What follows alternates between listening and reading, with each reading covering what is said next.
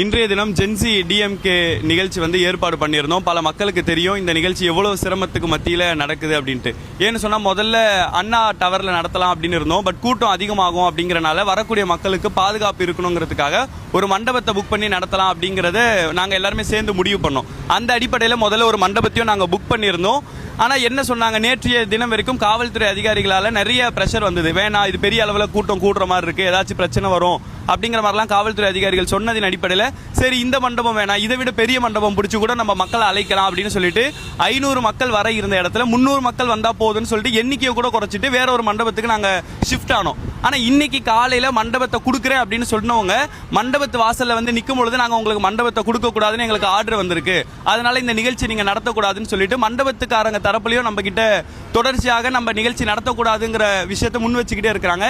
இதனால நம்மளுடைய நிகழ்ச்சியை ரத்து செய்யப்படுமா அப்படின்னு சொன்னா என்ன ஆனாலும் இன்னைக்கு இந்த ஜென்சி டிஎம்கே நிகழ்ச்சியை நடத்தியே ஆகணும் அப்படிங்கிறதுக்காக நாம முடிஞ்ச அளவுக்கு கட்சி சாராம தான் இந்த நிகழ்ச்சியை நடத்தணும்னு நினைச்சோம். ஆனா வேற வழி இல்லாம கட்சி கிட்ட உதவி கேட்டதின் அடிப்படையில் நம்ம எல்லாருமே வந்து ரொம்ப ஆர்வமா பார்த்தோம். ஒரு 30 பேர் 50 பேர் கூடுவாங்க நினைச்சு இந்த நிகழ்ச்சி தொடங்கினா இன்னைக்கு வந்து 2000-3000 மேற்பட்ட மக்கள் வந்து நாங்கள் கண்டிப்பா கலந்துக்கிறோம். அந்த ஊர்ல இருந்து வரோம், இங்க இருந்து வரோம், எல்லாருமே சொல்லிட்டு இருக்காங்க. அவங்க எல்லாரோட நம்பிக்கையும் நாங்கள் கண்டிப்பா வீண் போக விட மாட்டோம். ஏன்னா இது இளைஞர்கள் தன்னெழுச்சியா கூடுறது, இந்த கொள்கைக்காக கூடுறது, இந்த ஜென்சி தலைமுறைக்கு வந்து இந்த அரசியல் எடுத்துட்டு போய் சேர்க்கிறதுக்காக கூடுறது, இந்த முதல் நிகழ்ச்சியை தடைபற்ற கூடாதுன்ற ஒரே காரணத்துக்காக நமக்கு தெரிஞ்ச கட்சிக்காரங்க நல்ல உள்ளம் படைச்சவங்க அவங்க எல்லாருக்கிட்டையும் அவங்களாம் வந்து ஆதரவு சொல்லப்போ நாங்கள் வந்து தானா பண்றோம்னு சொல்லிட்டு இப்போ அவங்கள்ட்ட தான் உதவி கேட்டு போயிருக்கோம். அவங்க சத்தியமா எங்களுக்கு உதவி பண்றோம் அப்படின்ற உயர்ந்த நோக்கத்தோட நமக்கு தேனாம்பேட்டையில் ஒரு இடத்த அரேஞ்ச் பண்ணி கொடுத்துருக்காங்க. தேனாம்பேட்டையில் இருக்கக்கூடிய கலைஞர் அரங்கத்தில் நமக்கு வந்து இந்த நிகழ்ச்சியை வந்து நடத்திக்கோங்க, எத்தனை பேர் வேணா கூட்டுங்க, எல்லாரும் வாங்க, கொள்கையை பேசுங்க, நம்மளுடைய அரசியல் படுத்துங்க இளைஞர்களை அப்படின்ற ஒரு உயர்ந்த நோக்கத்துக்காக எங்களுக்காக கடைசி நேரத்தில் வந்து அவங்களுக்கு இடத்த கொடுத்து எங்களுக்கு உதவி இருக்காங்க.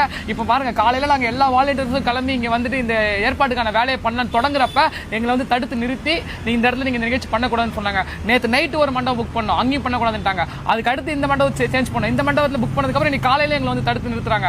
அதனால நாங்கள் கட்சியினரோட உதவினோட அவங்களுக்கு பண்ண உதவினால எங்களால் இப்போ இந்த நிகழ்ச்சியை வந்து தடைப்படாமல் நடத்துன்ற ஒரே காரணத்துக்காக இடத்த மாற்றிருக்கிறோம்.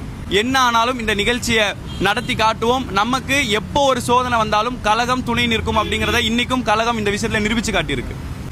கண்டிப்பா, ஏன்னா இது இளைஞர்களுடைய எழுச்சி, இளைஞர்கள் தான் முக்கியம்னு சொல்லக்கூடிய எல்லாருமே இளைஞர்கள் இவ்வளோ பெரிய முன்னெடுப்பு எடுக்கிறாங்கன்றப்ப தடுக்கிறாங்கன்றப்ப எங்களுக்கு பயமா இருக்குன்றதை தாண்டி இது தொடருமோன்ற அந்த ஒரு அச்சம் எல்லாருக்கும் வரும். ஆனால் கழகம் பின்னாடி இருக்கின்ற நம்பிக்கையில மீண்டும் ஒரு புதிய தொடக்கமாக நாங்கள் இதை ஆரம்பிக்கிறோம்.